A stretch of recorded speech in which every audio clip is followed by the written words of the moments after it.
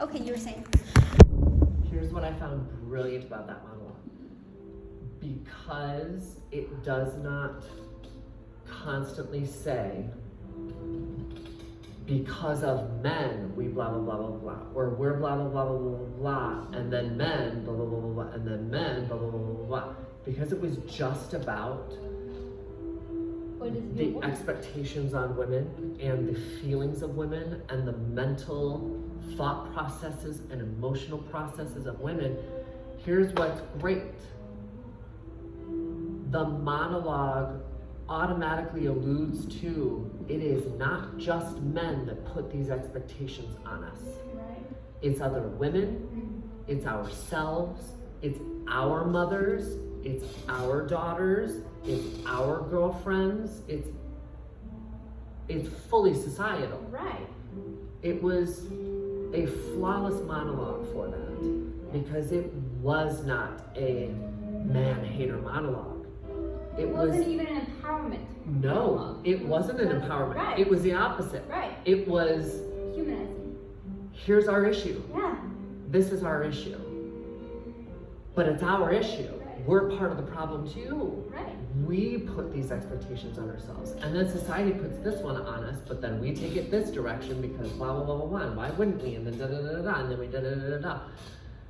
And it kept going, and the breaks and the pauses and the breaths she took were brilliant from an actor's standpoint, so that you as the audience had time to take a deep breath before she went on to the next one. And it was just so good. And like you pointed out, the monologue didn't try to fix anything. Right. Because she as a character didn't have any answer for all of that. There was no answer.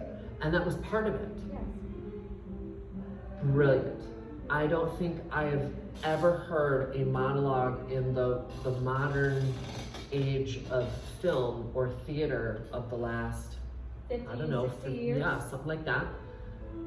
I've never heard that long of a monologue written so intelligently while also emotionally and honest.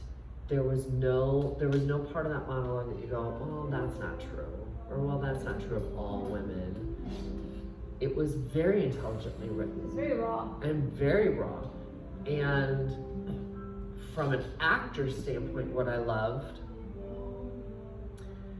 is those are the kinds of monologues that inexperienced actors or actors who you know don't really sit with the monologue before they perform it in front of the camera or on stage for a long time would make. A mistake they would make would be to get angry with one, or get emotional with one, and be crying by the end, or sobbing, or screaming, or this, or da da da da. She was a woman just being honest about her experience as a woman. It had emotion without being hyper emotional. Right. It had anger in it, but it was self-anger. Right. It was her explaining, why do I deal with this? Why do I let myself deal with this? And then at the same time, do this to myself, and then this, and blah, blah, blah, blah, blah, blah, blah. Honestly, if the rest of the film sucked, but that still existed, I'd go see the film multiple times. Yeah. Just to get to that monologue, every time. Because it was phenomenal. I really liked how, and I said this earlier last week, I liked how very aware of itself the film was.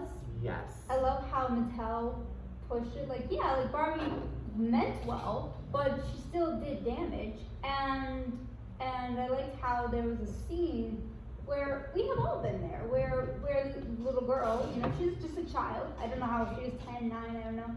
And she lays it out on Barbie, and it was both hard and true at the same time, because for me, as someone who's grown up, I love Barbie. I know that wasn't her intention, but it's true. She has some damage as well, and it was very interesting for the doll itself in this film to be told this, and for her to understandably be upset and cry because, you know, she's heartbroken. That's not what she meant.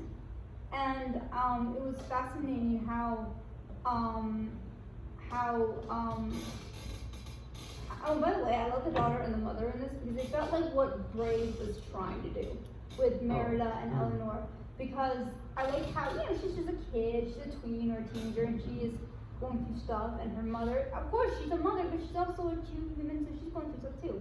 And I liked how when Barbie comes into their lives, it gives that push where the daughter is the one who's analyzing everything, and she's seeing her mother have fun, and she's seeing her mother's perspective in a way now, and she's like, and when her mother's down, she's the one who goes, no, like, it's not your fault. And I like how the bridge was gapped, like, and how she kind of just put down her pride, put down her guard, and just had fun with her mother. And I loved that. I think it was a very subtle, very nice journey you saw as the story was happening. I really appreciate that. I did not know this was a mother-daughter film. I did not, and I went with my mother. I didn't either. It was a very pleasant surprise, and like you said, you nailed the nail on the head. It was the daughter that changed. Yeah. It was the daughter that had the realization. Most of the time when it's a mother-daughter film, the emphasis is always, again, on the mother having to change. The mother's the one that hasn't been getting it right. The mother's the one that's not understanding her daughter and stepping back and giving her daughter room to whatever, blah, blah, blah, blah, blah. Which goes with America Ferrera's monologue. Yeah. That it's always the mother. It's always the mother's fault. It's always the mother that has to do more, be more, stop, but don't, but run, but slow down, but this, and da da da da da. So this film, before this monologue even happens, already starts exempling that. Yes. It makes you, as the viewer, side with the daughter right away, because she's a teenager. We've all been there. We understand da da da. And you're like, come on, mom, give her room, give her blah blah blah blah blah blah blah. They condition you to be in that mindset until all of a sudden you start seeing that the daughter's the one watching and going, oh, mom's having fun. Mom's gonna have fun. And she needs to have fun. Oh, mom's emotional? What? She's human. She has human emotions. Well, she needs to have those emotions. She needs to, well, why is mom putting pressure on herself like this to not be emotional? I didn't know she was emotional. Maybe if I knew she was emotional, she would blah, blah, blah, blah, blah. Again, it's all, the whole film sets up this monologue. Very much so. It's like in the beginning, you brilliant. see those Twitter quotes everywhere in the beginning. Brilliant. Right. It sets up the whole film. I've never seen a whole film set up one monologue before so perfectly. And then to pan to the daughter during the monologue like they did, and she finally had that full understanding. Oh my God. I am the one with the problem. I am the problem. Yeah. The teenage daughter is the one with the problem. I'm the one that needs to adjust. I'm the one that needs to change. Whereas society has done this weird flip and is the opposite, sides with me all the time. Right. And I'm missing the fact that I'm part of this sisterhood and I'm putting these expectations on her. And the daughter's monologue in the beginning reflects that very it's the complete opposite of the mother's monologue. So we get this beautiful bookend in the film of the first time Barbie meets the daughter. The daughter's angry at Barbie for this and setting up these unrealistic expectations of us, and the da da da da da blah blah blah, and you're this and you're da da da and you're always that blah blah blah blah blah blah blah blah. And what's the result? What does it do to Barbie? It crushes her. Crushes her. Of course it hurts her. Crushes Barbie because she spent her entire existence thinking that she's helping, because she's doing the opposite. And the daughter is saying, no, you've ruined everything. You've made it worse. You've made it impossible on girls. You've made it impossible on women. You're da da da da da. For the daughter to say that monologue, but treat her mother the way she does, she doesn't even believe those words. Right. She's part of the problem. Right. She has bought into, and she's part of the problem. Right. She's putting the expectations. She's putting the whatever. She's limiting her mother, but at the same time expecting her to be way more. Right. And also what I liked about, it was one moment where it really stuck out. I'm like, whoa, well that's definitely wrong. And that, again, it goes with that because it's founded on not wisdom mixed with intelligence, because she's a kid, but that's no excuse. It just, like, again, like you said, because like she said, you set the girl's feminism movement back 60 years, when arguably that's not true. It helped, but it also came with negatives. So it's fascinating how she had that mindset, and it just kind of shows, like, kind of reminds you of Twitter or any other place where people think this, and there's some truth to it, yes, but that's not the whole. Not the whole. Not the whole. We pick which part we're going to destroy, Right. instead of focusing on the whole. That it is possible for someone to do a lot of good and still harm, Yes. or a lot of harm and still some good come out of it. Mm-hmm. Why? Because that's what we do as humans. We're able to find the good in stuff, no matter what. Right. And We're also allowed to see the bad. right. So I loved this balance Very much. of this monologue and the daughter blaming Barbie, blaming this, putting all her blame for how girls like her and her friends are treated every day, and expectations and all that, to put the blame on someone, to pick an object that she thinks is to blame. And then you get to towards the end of the film and the mother's monologue. And what's the purpose of her monologue? It's not fair. To who? Either of us, anyone. Neither one of us. Not even, it's like, it's kind of strange, and also even to guys, because, we teach boys. It's crazy how some people still teach boys, even through, like, Big Bang Theory, like I said earlier, how that's underlined very much sexist and misogynistic, and how they've been able to get away with it because it's just funny enough. And it's insane. And unfortunately, many guys nowadays are being taught better, and that's great. It's being reflected. But it's nice to have that push we need, because we are teaching boys, we're teaching girls, we're teaching everyone else. Yeah. It was this beautiful, it's not fair. It's not fair. It's not fair, the world that we're living in. And as women, it's sadly a good majority of that non-fairness is shifted because it has to be shifted. Which is exactly what the daughter did in the beginning. She shifted the blame to someone that she needed to put the blame on, so it wasn't on her. Right. Shifted the issues to someone else. The mother's saying, we're the ones that it's been shifted to. Like the daughter did to Barbie, humanity does to women. It was a representation of that. And she talks about that. And then my favorite moment of the monologue that I didn't expect them to do, and at first I was like, what's she trying to say? And then it hit me. The end of the monologue, she leans back down to Barbie and she says, so I can't imagine what it is like for a doll. Right? What a beautiful and actually very deep statement. Yeah. That most people are like, well, that makes no sense. No, well, again, in this universe, the dolls are real. Right. And live in their own whatever. All that meant, all that was representing, because this whole film was just a representation type film. Okay. Everything meant something else. Right. Everything. They weren't trying to go literal that Barbie lives in a universe. They were, it was this deep psychological film. Right. It just really was. Right. What she was doing in that moment was undoing the damage that her daughter did to Barbie. Yeah. Whereas her daughter was, it's your fault that all the things you were trying ended up actually damaging us worse. The mom was going for someone who has literally been everything and trying so hard to do it right and build us up as women so that we don't have all those expectations. For it to have been twisted by society, for it to have been flipped on you and blown up on you, that all we've seen is the harm you've done and none of the good, all of the good, all the amazing good. I can't imagine how hard it is for you.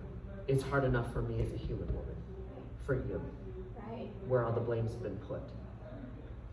What a beautiful monologue. It is. Because that monologue would hit society harder Oh yeah. if it were a monologue spoken by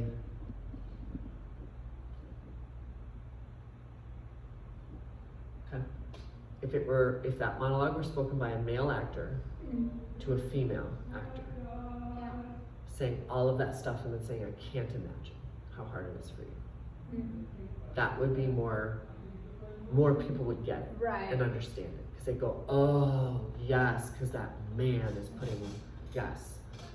It would Saying, be yes, like we've gotten Alan. it completely wrong on you and It would be da-da-da-da-da-da. Alan, something like that. Yeah. But here's the thing, I disagree. But the full point would have been missed. Right, yeah. That it's not fair for everyone, for anyone.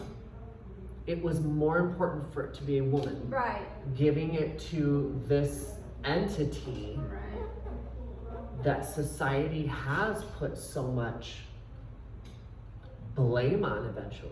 We built Barbie up for years and years and years, and she was this great example finally for girls, and girls knew they could be astronauts then. Right. The beginning of the film It's like is true. fun, like, They knew they could be this, they knew they could be that, they knew they could be this, they knew they could be that, and blah, blah, blah, blah. And this epitome of beauty, Barbie,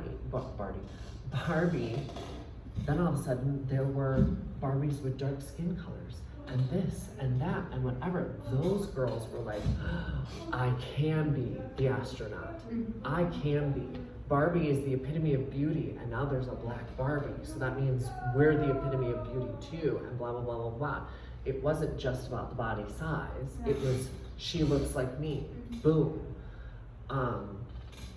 Does negative come with that? Duh. Yes. Because negative comes with anything that we do as humans. And the more we focus just on the negative, the more we miss out, and the more we damage others around us. right. Result, this monologue.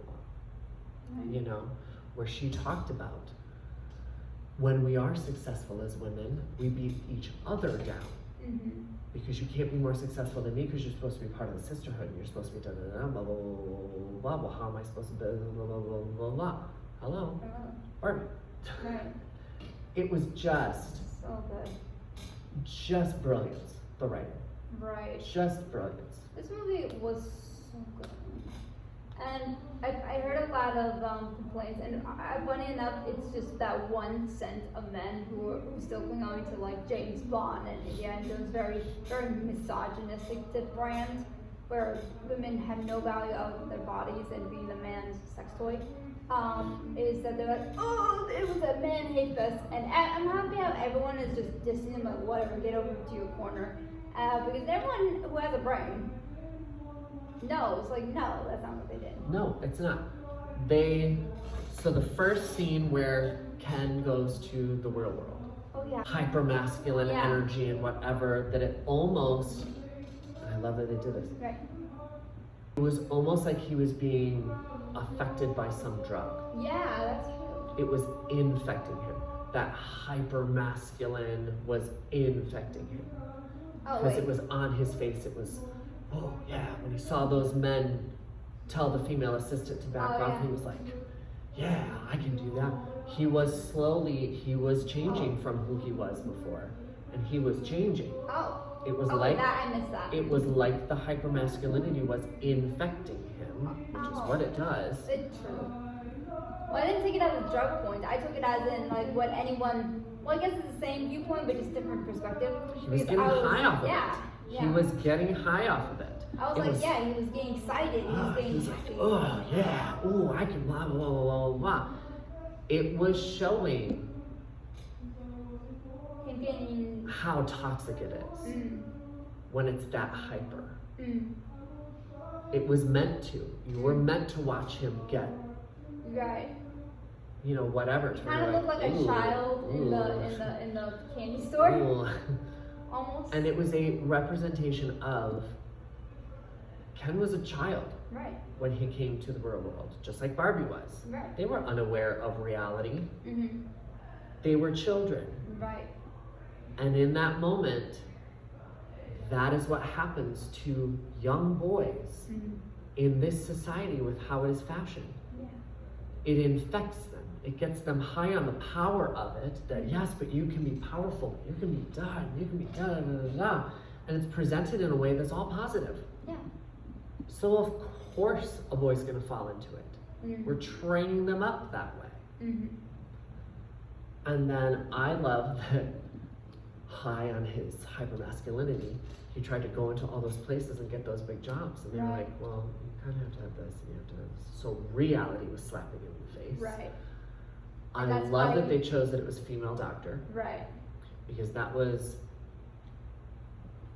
a sign of that society is a lot further along, Yes. that we are moving past that. Right. Are we fully there? No, hello. No. But it was a great example of, no, we've moved way past that. Right. You know, so they didn't try to paint society that it is 100% patriarchal right now. No. They didn't. No. They painted it real. Yeah. Through that whole sequence. Real, very real. Very real. And his reaction was, I can't do it here. well, if I can't do it here, I'll go do it somewhere else where I can. Yeah. Which again is where those men go when they are high on that toxic end of that masculinity. When they do want that picture, they'll go, well, fine, if you won't make room for me here, I'll make a place of my own Ergo, those toxic men. and show you how I do online. it better and how I'm better and blah, blah, blah, and it'll be better and it'll blah, blah, blah, blah, blah, blah, blah, blah. It wasn't about all men are this way. No. It was just showing what happens with that toxicity. Yeah. That's what it showed. And then he went back and infected all the other Kens with it Yeah. because they were innocent children. Right. Just took one. Just one. Love that. Love that they showed the process of it. And yet, even in their toxic whatever, there were aspects of them that were still a little uncomfortable. Right. Especially with Ken. He still was like trying to show up for Barbie, Right. even with the everything. And that the answer to breaking the women out of that cycle, the abuse, Right. was not men are wrong, men are horrible, men are blah blah blah blah, wake up. No, it's just back It was to this. women. It was just back to this. It was back to, it's not fair for anyone. Right. That's what broke them out. Yeah. This is not healthy for anyone. Right. Beautiful. Yeah. Beautiful. The only thing that I wish they had gone to at the end of the film, and we had the same reaction, is now they showed this to an extent earlier in the film and even there at the end, even when women were fully in charge in Barbie Land and it was fully matriarchal, there were still issues. Yeah. There was a Barbie that nobody liked, and Right. they called her Strange. weird. strange to her face. Right. They judged pregnant Midge, Right. so there were still issues, and they didn't shy away from showing that. Exactly. Love that. And then there was the line where the daughter asks, "Where do the Kens live?" I know. And I was like, Barbie whoa, had no idea. Yeah. I was like, Just had no idea. Right. And brushed it off. So that was a great example of we can't live on either side. Right. Purely this or purely this. It's not healthy. Right. So the film showed it, Yes. but I wish when they had I was kind of Barbie's hoping. had kind of retaken over and everything, I wish there had been a sequence of equality. Because it was still flipped back to Barbie. Right. And then Ken's had to figure it out. I loved the dialogue with Ken. I wish it'd gone a little deeper. Saying that I do. About he needed more, For him. you know. But I do have to disagree on the equality part. Here's why. Again, back to it's not fixing anything because there's no exact right answer. But it's like, the thing is, what I did like about it is that, because again, I slapped to the audience, funny. But it's like, the Kens will have just as much power as the women in the real world someday. And I just kind of like, yeah, yeah, I like, it's kind of nice for once, like on my end, for that to be the case. But also because, yeah, it also shows the reality, like, oh yeah, we could do better. And so I disagree because I like how it shows how there's still flaws to be fixed or tried to establish someday. And I like that because again, not perfect.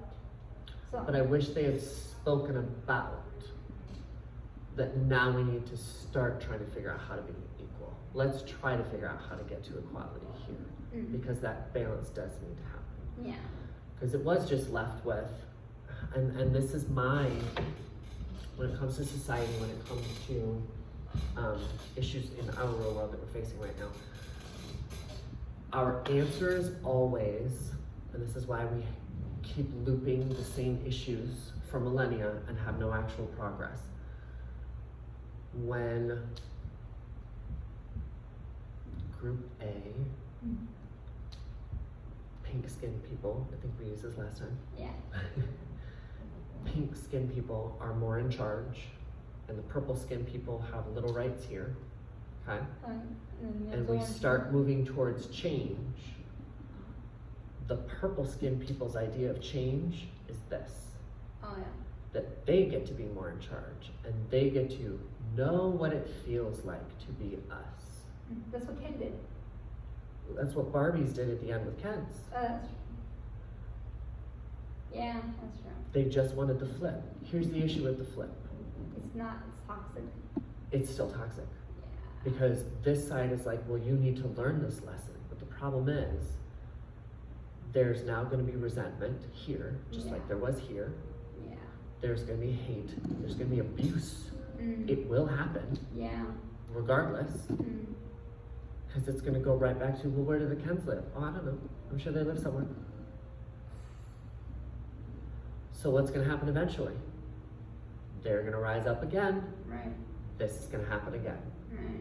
They're going to rise up again. This is going to happen again. It's back and forth. Back and forth. It's where we've been for ages. Yeah. No side wants to step back and go, no, we can actually get to equal ground. Okay, that's a fair argument. Yeah, I won't have the full whatever that I would love to dream to have. Yeah. But I'm at least not going to fully flip the script. Too many people just want to flip the script. Right. Because again, it's very human in us to go, well, you need to know what it feels like to have lived my life. No.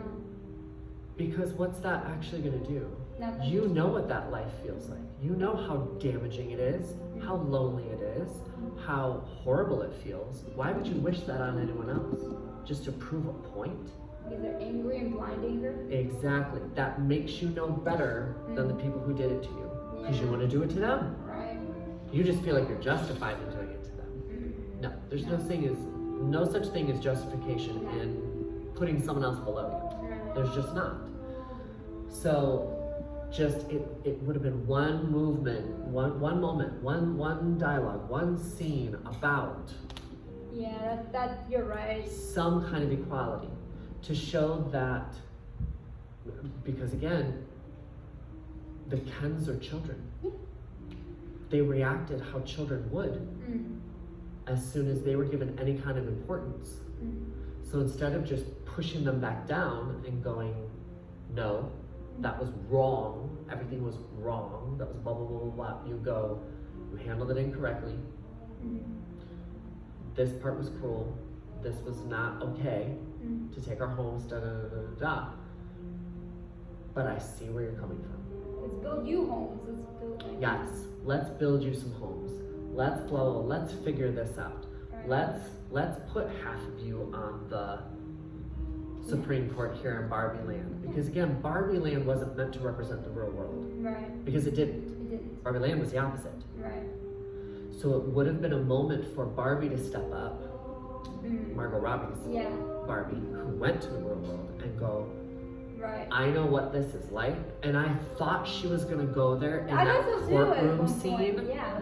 When they all said, all in favor, say aye, and she got a look that she wasn't sure. Right. I was so excited. I had this fire in my belly that I was like, this is going to be such a powerful moment for this character And to then step you up switch. and go, no, Right. I'm not okay with this. us, and here's why. Right. We're supposed to represent as Barbie what can be right, what can be good, how to move forward. We were the first to show that a woman could be a doctor. We were the first ones to show that a woman could go to space before a woman ever went to space. We started the precedents. We set it. We set the trends. So let's set a new one. Right. Let us example what equality can actually look like, and not just belittle Kens Right. because they blah blah blah blah blah. That's what they do Right. in the real world to women. Right. So we need to step up and example. No. It's about moving forward. Right. It's not about what happened back here, because as long as we linger on here, we're never going to change. Let's move forward. Shit, that should have been there. It would have been so powerful. It would have been. It would have completed the whole thing. So powerful. Yeah, I had that moment too, but I was like, oh. It's my only thing with the film. It's my only thing. I think you're right. I It's think my you're right. only thing. Because Barbie Land is capable of Being what we what try to be. Yes, being what we try to be in Can't. Right. Because they are more perfect. Right. You know? And again, like they're children. When things are children, they're simpler, and I think people forget to avert why it's so much simpler because they're not blinded and scarred by things that are materialistic or anything. They're just neutral. And, Yep. and yeah. Yep. It's my only thing. It's my only moment with the whole film that I think would have created what I would call a perfect film. Perfect. Not a flaw. And after that, I think I would have shown me that scene did run a little long on me of when everyone comes out with the suits and all that. It would have been fascinating if it just was cut to them going, okay, we're after that, after she did with a Ken, you know, like we could just be you Ken, you know, and then get to the the guy's like he's right, she's right, and like she's right, and then skip to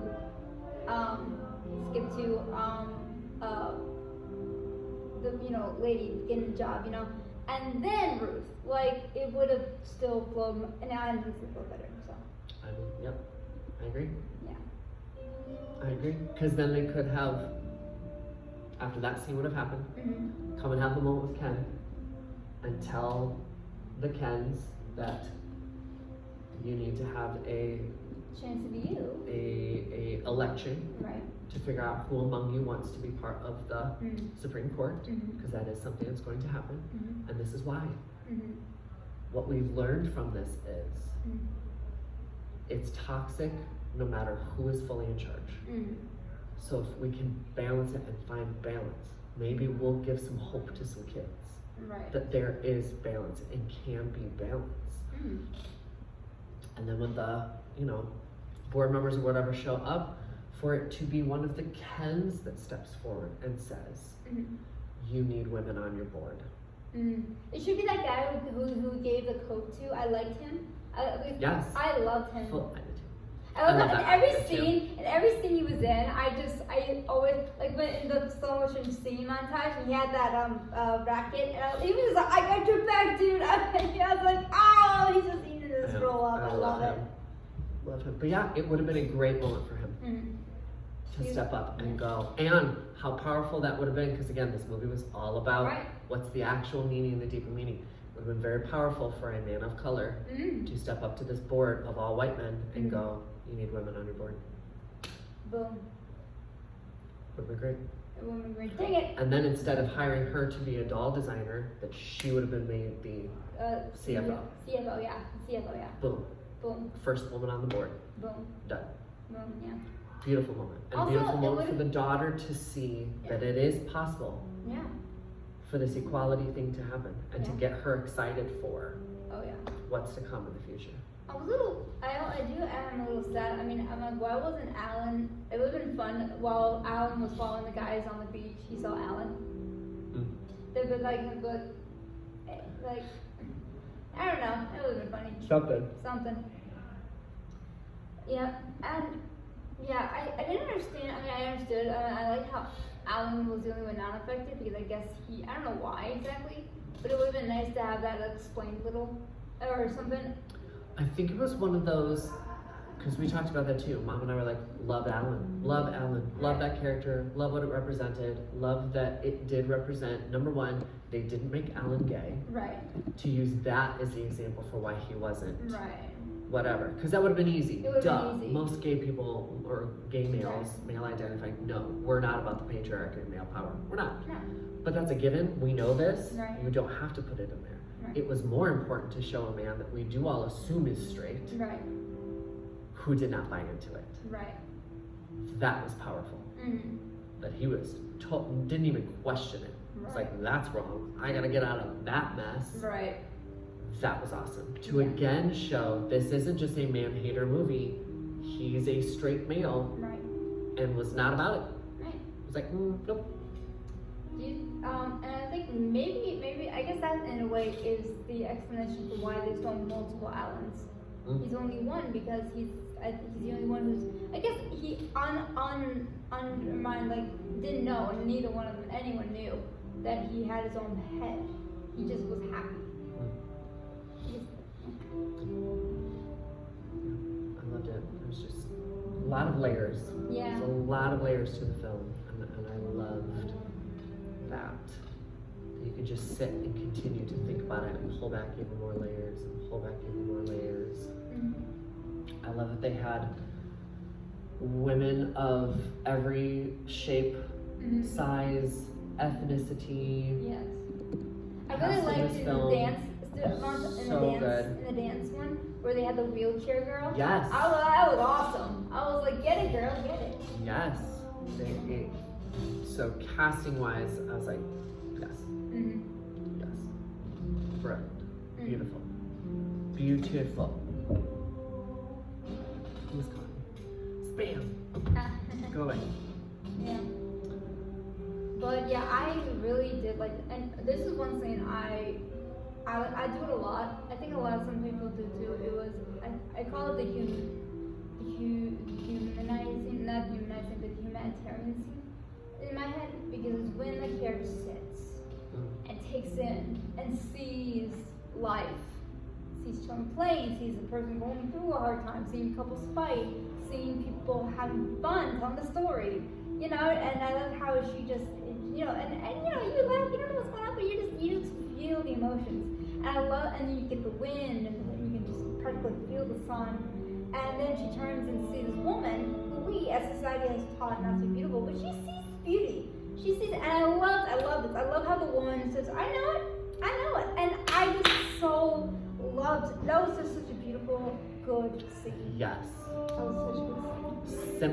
Simple. No dialogue. No. Beautifully acted by Margot Robbie. Yes. Beautifully acted. Yeah, I love, like you said, a woman who society would look at and go, she's done being of use to society, and she's not pretty anymore, and she's whatever.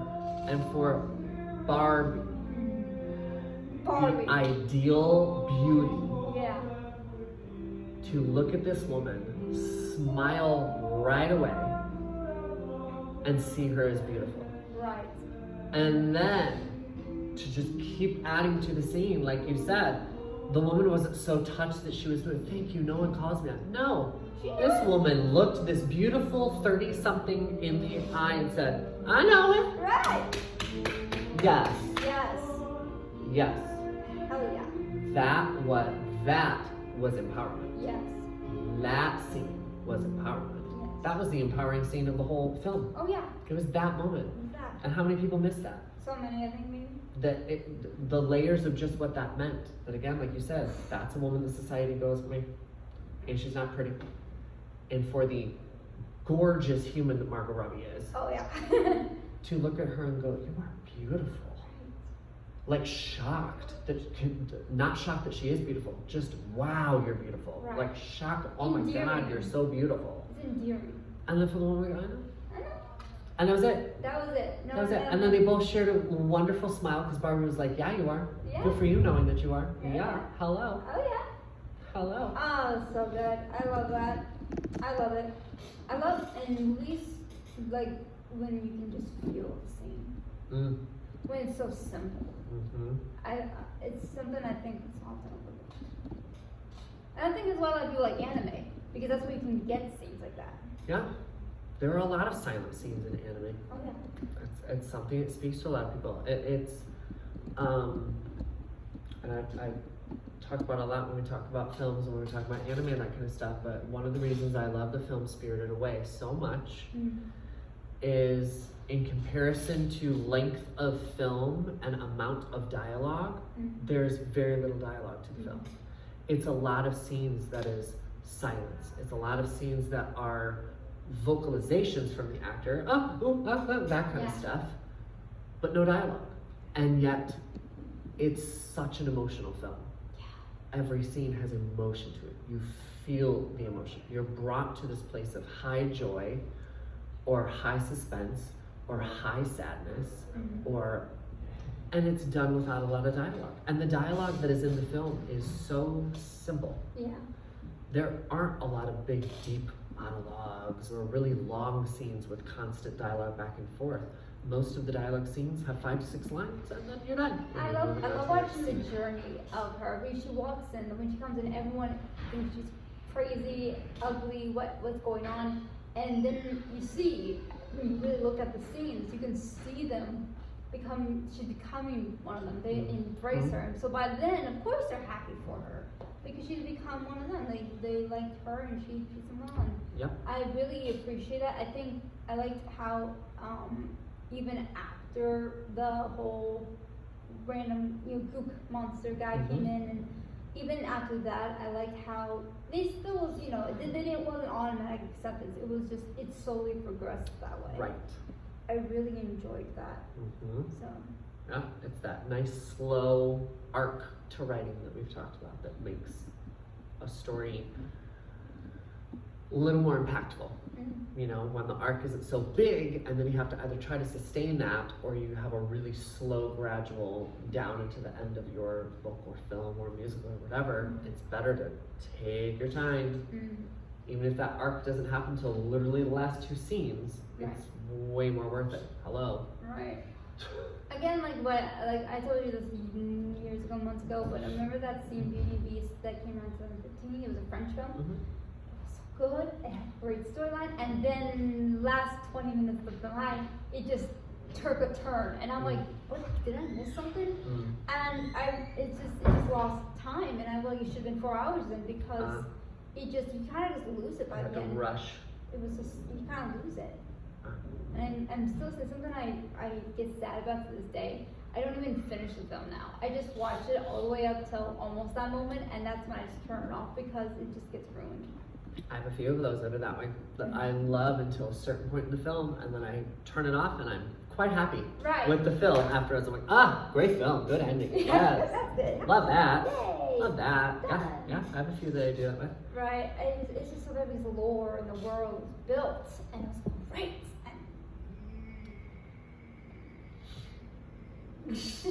Yep. Yeah.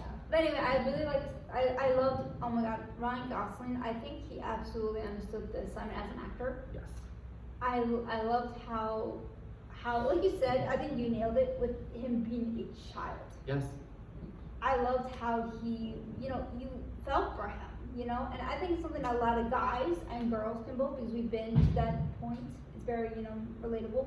But also, I really liked how he was the emotional backbone in a way of that. It's like, and because guys are emotional, and I just liked how you didn't have to get away with it. You didn't have to explain it. That's who he was. Right.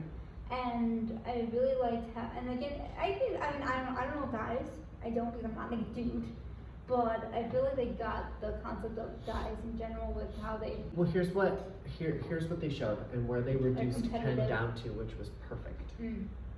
And again, is a layer that not many men who see the film are going to pick up on, because they're just going to be offended and think that it's against masculinity. No. That's not what the film is. No. The Kens at the beginning of the film have no purpose to themselves away from their Barbie. Right. Which represents that side of society where you're a male, your job is to get a good job, find a good wife, so that you can fully support her, and so that you can have kids. That's your whole existence. And retire. That is your purpose. Yeah. That's your purpose. So that's how the Kens are. Yeah. Their whole existence, their whole reason why they have a job, the reason I'm Beach Ken is to attract Barbie. Mm-hmm. That's it. That's it. The reason I'm rollerblading Ken is to attract Barbie. Right. That's it. And also plays back to when, of course, they resort to manipulative tactics to make them argue and all that. But again, it feeds like like guys. That's what they are. They like to be abused. Well, because they've bought into that's what a man has to be. That's too. Yeah. That's where the competitiveness with other men comes from, and the cruelty to other men comes from. Mm. Because my whole goal is to get Barbie. Mm. You're in my way. Mm. So yeah, I have to up you all the time. Mm. And that's when Ken made a fool of himself because he was trying to do more than he needed to, be something he didn't need to, take on all this extra stuff for the wrong reason. Right. It wasn't for him. Mm-hmm. He wasn't taking this stuff on for him. He was doing it for someone he didn't even have. For some idea that was taught to him. It wasn't for her even. Because if it was for her, he would have stopped and go, "What do you want?" It was for the reason of it's just winning Barbie. Yeah. Of getting Barbie, because that's my whole purpose is to get Barbie. And then Barbie asked, "Well, what are we gonna do after?" And he was like, I don't know. Right. They represented a real world thing in a very toy, simple way. But again, a lot of people are gonna miss that meaning. I missed that meaning, I think. Very deep. Yeah. They were already showing what we have done to males in society at the beginning of the film. Yeah. With the Kens. That's very true. I didn't think of that. I was more like thinking of. I didn't think of that. I'm sorry. I'm humbled. Thank you. I'm humbled. I missed that. It's a great layer. I think I got a snippet of it, but I don't think I was really well on the trail. So, thank you.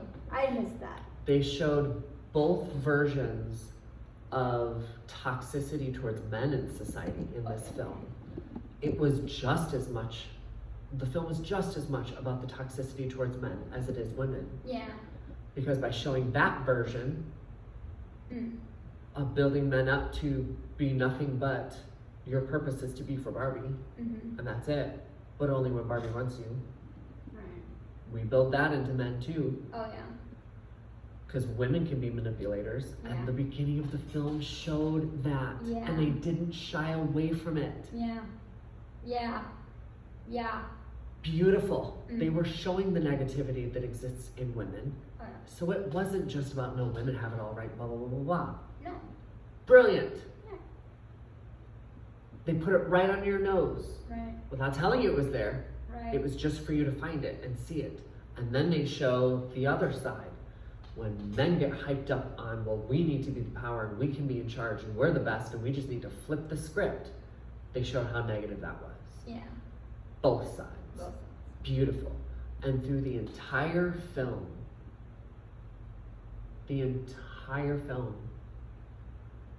they show a positive, masculine character who is kind to everyone. Kens, Barbies, Skippers, Midge, never says anything negative about Weird Barbie. Anything negative about anyone. Alan, from the beginning of the film, exists in this world where men are supposed to live for Barbie. He does not. And then the hyper masculine energy comes in, and Alan is unaffected. They put it all there in front of you. Right. All there in front of you. Didn't spoon feed it, which we love. Right. When a film is not spoon fed to us. Absolutely. I love when I have to sit down and go, What's that? oh my God. Yeah. Oh my God. I love that. Right. I want to have to search for it because that's when you know it's an intelligent script. Oh yeah. That's why I loved Lilo and Stitch growing up because it's so intelligent. And that's why I love Brother Bear. Here's my problem. A lot of Disney films who are intelligent are often overlooked. Yes. It's so terrifying. Yes. It's kind of terrifying. Yes. Anyway, but yeah, I still cry at the end of Brother Bear. I still cry, even internally. I'm just like, because it's that one. I don't know what it is about that one. I guess it's because it's like you said with Alan, and it's like he became a man by becoming a bear because it's like bear is love and just like, and I love that person. Yeah. Because it strips away all of the foolish things that we think make a man. Oh yeah. And whatever, and blah blah blah. That, yeah. Again, Alan's there through the whole film. We're representing what it is to be male. There is no right or wrong with it. Just like there is no right or wrong to what is a woman. Mm-hmm. That's what that monologue was about. That's what they discovered. I towards had the a end of the legit, film. this was the first time it happened, I had a legit sexist moment my phone cracked for some reason. I don't even know how. I put it in my purse and I took it out, so something must have poked it. So I took it down to T-Mobile, and anyways, they didn't have the case I needed. I decided that after I got the thing replaced, I decided I might as well have a case. So I asked for more other because I like it. It works, and then it had it in stock at that time. So and then the guy, not my guy, but the other guy came over and he was having another customer when I came in, and he said, well, look at that one, that has glitter. What? I didn't say anything, but I was like, what? He's like, see, it has glitter, don't you want glitter? And I was like, holy crap, tell me what the heck? This is real? This is actually happening? And because he can't have these intelligent conversations on the phone with anyone, especially with someone like that, because you just can't. Right. So you just have to go all the way the opposite just to get to the skulls. So I just said, no, I don't like glitter. I like glitter, I don't care, but that's not going to make me affect anything. I want efficiency. Right. So that's what I said. I just said, no, I don't like glitter at all. And it helps that I was wearing baggy stuff at that time too.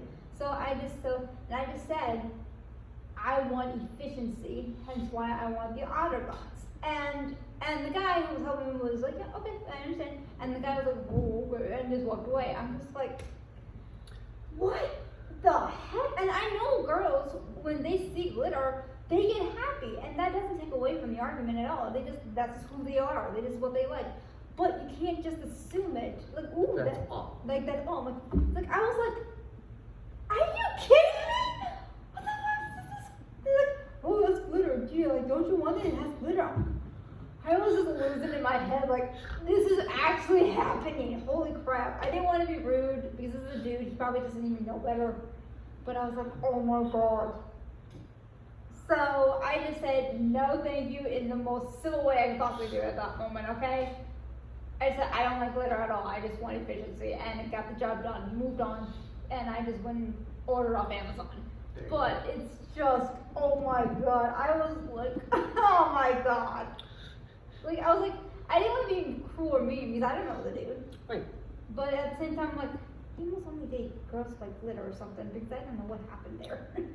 I don't know what happened, but whatever. And I think it did irk me, but I think it got more under my skin than I would like to admit. And that's bad because I shouldn't let it. Because it's just whatever.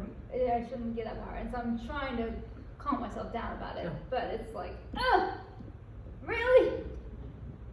Yeah, because like we talked about last week when we talked about anger and Oh, yeah. all this stuff. Right. What good would it have done to make that a moment?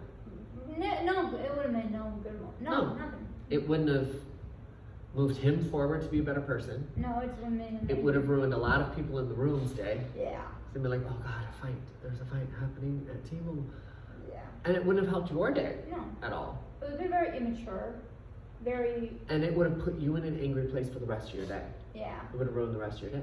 Yeah. Because the rest of your day would have been, well, I have to tell you about what this asshole at T-Mobile said to me. Blah, blah, blah, blah, sexist piece of blah, blah, blah, blah, blah, blah. Well, no. Would you be justified in that? Sure. It was Because understandable. was it probably a sexist moment, a sexist comment? It would have been Absolutely. relatable, but it would have been justified. No.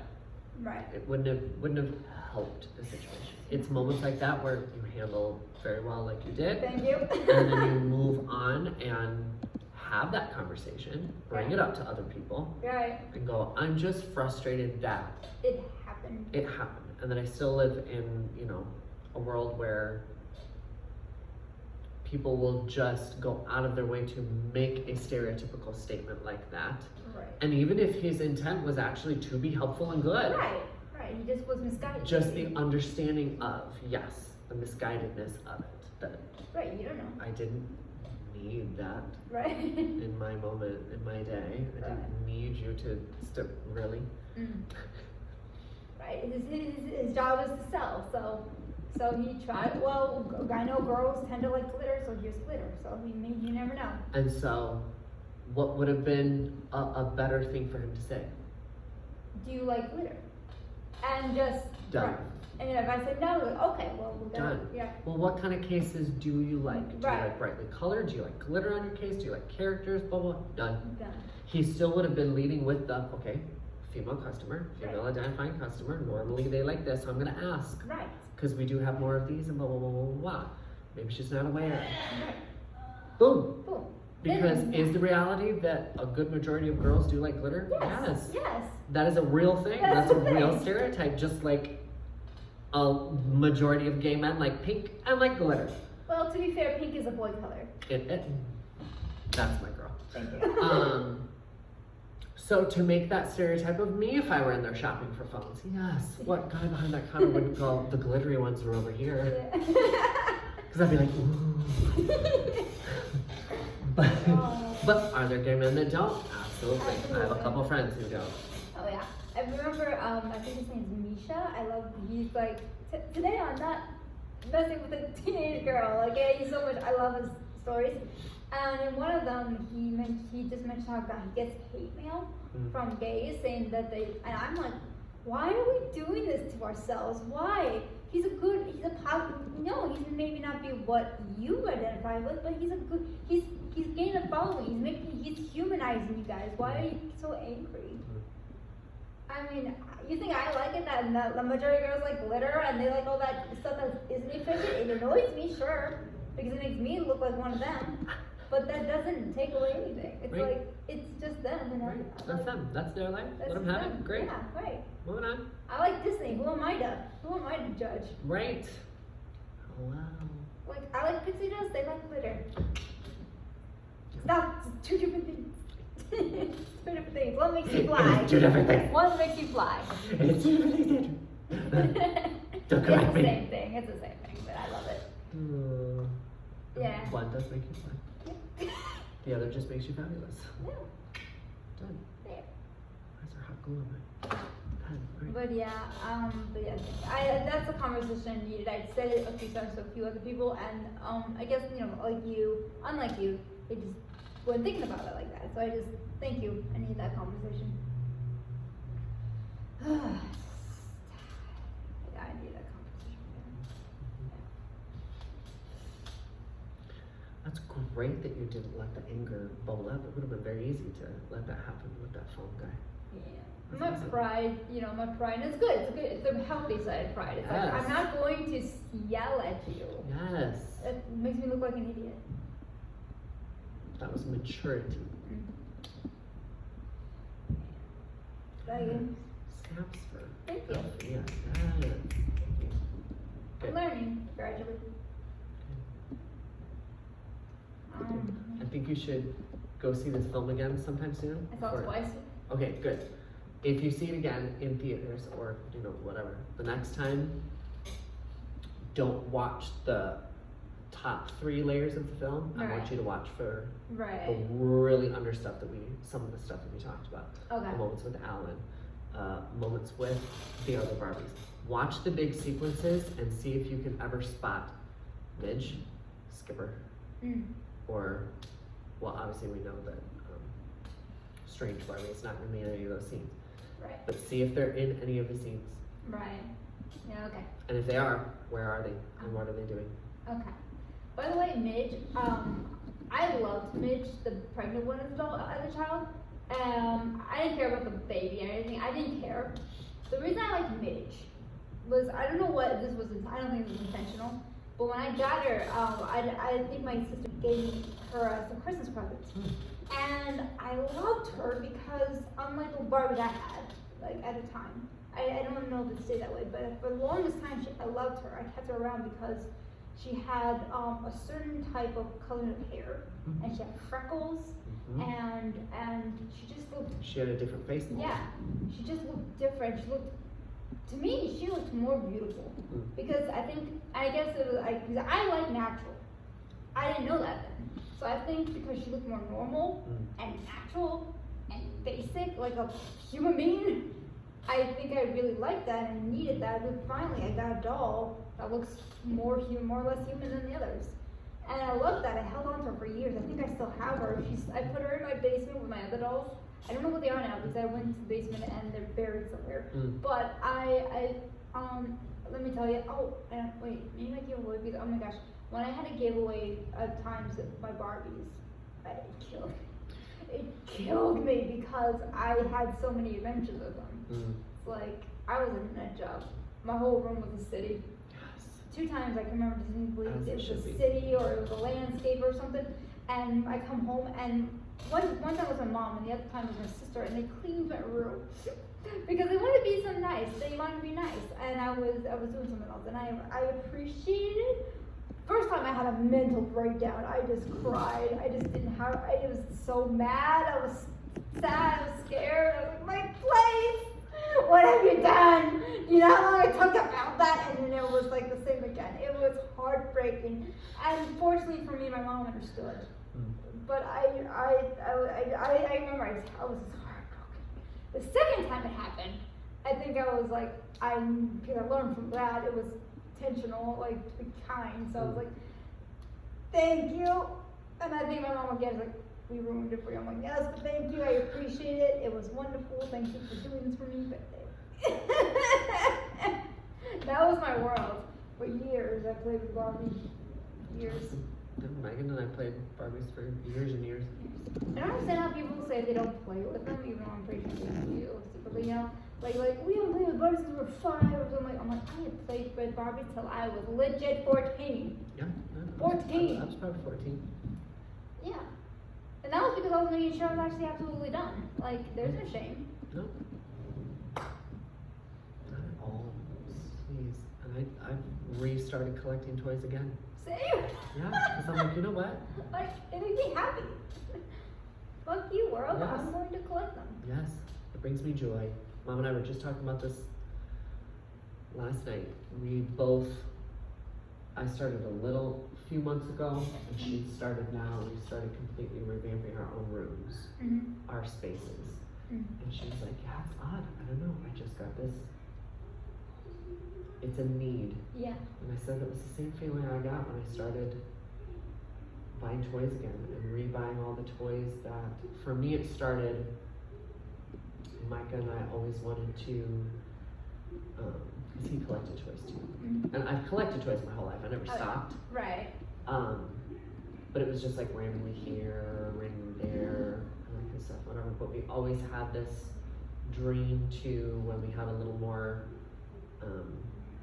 expendable income, to buy all of the toys from our childhood we never got to own. Oh yeah. Because we were too poor. Right. And have that full collection finally in our lives. And so we started writing down a lot of the toys that we always wanted. Well, I still have those lists. And so I've started buying the toys off that list. I've been doing it too, actually. I have this Kim Possible doll I loved, and it got, I don't know what happened to it. To this day, I don't know what happened to it, and I was heartbroken. I went off Amazon, eBay, everywhere, and my mom thought I was nuts. She was like, it's gone, grow up. I'm like, no! And one day, on Glorious Day, there it was, like I think $30 on eBay, and slightly used, and I was like, I'm taking that risk. I'm taking that risk, and I bought it, and I never regret it. I keep it on my bookshelf, and I'm so happy when I see it. Good for you. Because that's my thing, I love it, and yeah. That's another thing that I loved about this film, is they never degraded any of the adults in the film for loving Barbie and continuing to collect Barbie. Yes. That was a powerful thing too. But again, they didn't stink. It was just there. It was her and her age group that was like, no, we're pacifying with dolls and whatever, blah, blah, blah, blah, bought. But it was the mother who kept on to them. Yeah, everyone else in the film was like, no, we love dolls. We love Right. Barbies. So these adult men going, yeah, we love Barbies. We love dolls. I did like Mattel's guy, even though it was funny, but yeah, I liked how when like if it's making money, why do you care? I liked how it was he who stood in the way of like, no, this is not what we're doing. I loved that was a good moment from him. Yeah, I did enjoy him. I enjoyed his character. I enjoyed how they played it. Yeah. For full comedic sake, but at the same time, he had moments like that Yeah. where he was like, "This isn't about money. This is about Barbie. Right. This is about what it does for girls." And it didn't read creepy. No. They kept it innocent. Right. They kept it this man who just loves Barbie man and child, loves yeah. toys and is all about this. At first, when I saw Ruth, I didn't know about Ruth, the original girl at the time. It wasn't in my mindset. So when I saw her, I was so confused. Like, what is this? And so I thought maybe it's his mother, his grandmother, who he keeps there in the office. Because I thought maybe, like, what man doesn't want to like take care of his mother? Yeah. So I thought, I just find, and I was like, maybe that's it. He's the CEO, who maybe he can do it. And then when it came later, like, that's the ghost. I'm like, oh, still good. Yeah. But yeah, I like how he got an answer. But that was my theory for the first half of the film. So Yeah, I had it too. Yeah. I was like, But then as soon as she said Ruth, because I know the original makeup art, I was like, oh, she just had tea with Ruth. She doesn't even know who that woman is. It's so powerful. I love that they brought her back in the end. Yeah, that was good. I didn't realize she was the neighbor to begin with. So that was a nice surprise. What was I was gonna say something else. Oh yeah, by the way, there was this Barbie collection that came out last summer. It was these Barbies based off Black History Month. It was this February, and there was like 4 of them, each one like $30, and I wanted them. I wanted them because as a woman, I wanted them. I wanted them as a historian. I wanted them, and I wanted them as a toy collector. I wanted them because I was not going to wait 10 and 5 years for them to become $100. Right. I was like, now or never. So fortunately for me, my mom, she was still tripping that she gave so much money and toys and presents to everyone except me. This last Christmas, I still don't understand what that was about. I was like, it's like, you didn't tell me. I'm like, I literally, and I showed him, oh, you did tell me. Like, anyway. So that came in, I'm like, thank you God. So I guilt tripped her into buying one for me while I bought the other one for me. And then I went back and bought a third one. I need to get the 4th one, but I didn't do it right now. But I got 3 of the 4. And I was very happy. And it's in my room. And I keep them on my shelf. And I'm so happy. Beautiful. I'd love to see those. You have to take a picture and text it to me. Yeah, I'll do that, definitely. Like I have them, and I have them right next to my 2 Ariel dolls, one with Haley Bailey. Halle Bailey, you know, where I have the one with the blue dress and the one in the mermaid, and of course and with Raya, who are in their boxes. They're never coming out, and I am just happy to have them. Good for you. Thank you. I wish I had my Ariel one, but I have to get rid of her. But yeah, I'm gonna rebuy her one day and get Megan and I kept all of our Barbies. We still have them all. We have them safely stored up in the attic right now because I don't have room yet and a place to put them. My mom made me get rid of a good chunk of them because she's like, you're too old. Like, I had a story where when it wasn't Barbies, it was this toy collection that they don't even make them anymore. But there was a toy collection with this dollhouse, and I was still playing with them. I was playing with them as she walked in, saying, put them in the bin. We're gonna put them in the garage sale. I'm like, what? I'm like, I am playing with these right now. And she's like, you're too big for them. They're for like 3 to 5-year-olds. And I'm like, I am 7. I am still playing with them. And so she took them and put them in the garage sale, and I waited. And I took them back inside. And I knew if I was careful about that, she would think she sold them.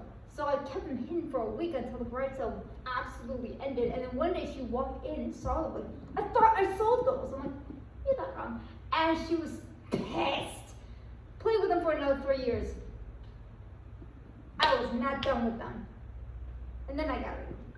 But when I got rid of them, I was ready to say goodbye. Yes, I was ready. So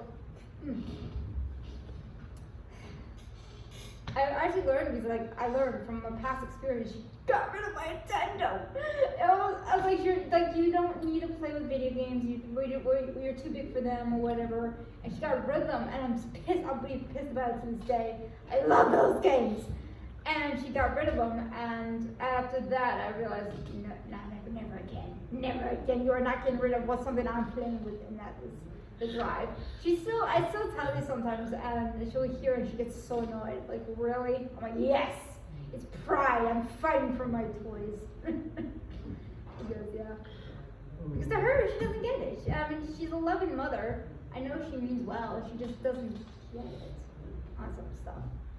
But she did have a point though. When I mentioned the Nintendo, when I was telling her the story we saw Mario, the movie, and she was like, "You're still angry about that?" I'm like, "Yes, I'm still angry." And it's like, "You just hold on to anger, don't you?" I'm like, "Yes, I do. Yes, I do actually." And granted, to a fault. It's true. I do. I admit it. But I have a purpose now. It's a story. You just have to learn how to turn past anger, transform it into something else. Yeah, I'm trying to turn it into like a lesson of the story. So that it doesn't bring up anger anymore. We think about those moments. Okay, that I continue to learn. Yeah, so that's, you have to transform it into another feeling. Yeah, I'm sorry. A feeling of, I don't know, you have to figure out which each one has to turn into. Well, I guess part of it is pride that I learned from it, that I remembered and used it to another advantage, because I was like, yeah, I wasn't ready. Turn it into disappointment. I guess so. That's what I've had to turn a lot of my past anger into, is disappointment. Because disappointment doesn't make me angry to think about it anymore. Instead, it makes me sad. Oh, what could have been? Sad is something you can move forward through. Anger, you can't. Yeah. We've talked about that. Anger just kind of stands still and goes, there's no movement forward. I guess that's another next level of what to learn with anger. Yep. I didn't need to learn that, yeah. Turn past anger moments into disappointments. That will take years. Yep. So that you're able to look at it and go, I'm disappointed that went that way. Because then you're able to move. I guess I would say I'm sad that it happened that way, yeah. But yeah, I need to learn. It's gonna take me years. It is. And it's gonna take taking little moments here and there. Yeah. Transforming little memories here and there. I call it chinking at the ice. And basically chinking. Because what is you chink at ice until it eventually molds into something. It's like Inside Out, when sadness would touch a memory and it would change and turn. You can't touch all of them at once. You just have to pick each one at a time and slowly change it. So I like my analogy better, chinking, just because it hits right for me. Whichever works for you. Right. Because it's like a huge ice block, chunky and all that, and you're just that's basically my process. Maybe get a bigger pickaxe. I do. Instead of a little finger one. But this is what I'm comfortable with. So you're right. You're right. You're right. It's time to trade up. Get a bigger pickaxe. Be grateful I made this progress. Start taking bigger chunks out. Yeah. Instead of. We need like a chunk. That's what we need. That's something my problem is I like to process. So some days we're only capable of. Yeah. And that's fine. But when you're capable, pick up the big one. Yeah, you're right. I did have a few, only looking past now, on hindsight, I had a few good chunk axe ones, like with my sister and I think, this year was definitely a year of maturing. Definitely a year of maturing. I was very angry last year, mostly because of her, and it caused that very negative road growing up more. So even though it wasn't, so I guess despite her negative influence of what it led to, I grew from it regardless, and that gives me power. Yes. So yeah, she's a narcissist, then yeah. Honestly, one thing I've definitely been using in my head a lot is because I know she has her own shame. I won't say why or anything because that's hers. And I actually respect that. I know I don't know, but I have an idea of what she's going through. I'm like, you know what, you have your own shit. So I think that's definitely helped me going, you know what, you have your own shit. I know you're dealing with your own demons and flaws, and I know you're not handling it well. And that's affecting me and my parents. But regardless of it makes me more understanding, I guess, to the situation. I can leave it be now. Because I guess, and again, pride. I know if you've got problems too. So it makes me happy, as awful that is. It makes me happy and satisfied. At least now I know you have all your own shit. And even though you don't want to admit it, you probably don't think I even know. Yeah. I don't think she does know that I know. Who knows? But I can leave that behind now. So Yep. I'll always be angry. I think I'll always be a tad angry, but at the same time I can move past it. So that's progress. And it's progress. Moving to disappointed. Yeah. Yeah, actually I'm starting to get there. Creeping up on there. I'm not there, but I'm creeping up on there. We're creeping. We're creeping. Baby steps, we're creeping. That's a great visual. Thank you. But this is what it is. That's what I do when I'm stewing.